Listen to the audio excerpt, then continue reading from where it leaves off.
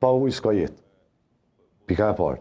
Dhe unë e di që furnizimin e ban kryu Prishtina.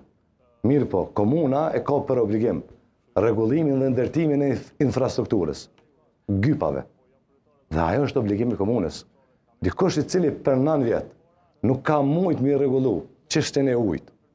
Dhe madje ka shku që kur ka ardhur 2016, gjoja se ka gjetë 200 metra top gëp dhe ka çu lëndën në gjykatë.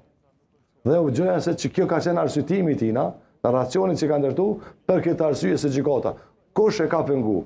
Mirë po, shumica e fshatrave, kur kam dalë në teren, i kam pyet për nevojat e tyre.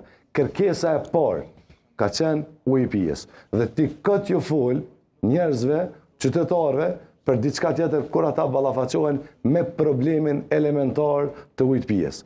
Dhe komuna e ka për obligim ndërtimin e infrastrukturave, shtrirjen e rrjetit komplet dhe pastaj është në kuadër të menaxhimit dhe çështja furnizimit është temë tjetër. Sa fshatra janë pa ujë? Ki statistikë? 22 fshatna janë pa ujë në komunën e Drenosit. Çysh kemi realizuar? Pa rrjet të ujësielësit. Plan buxhetor, plan i thjeshtë, se kjo kanë 22 fshatra janë shumë, sepse edhe ka nevojë për shumë parë me çu apo jo, domethënë, për ndërsa çysh kemi realizuar. Për sa kohë është në datën e plot 2 vjet, 3 vjet, se kjo është shumë esenciale. Nëse ata që shojnë, një do gjë nga këto fshatra që nuk kanë rrjet të ujësielësit, do me ditë se kur kemi dërgu ujin atje, në rast se fiton garën.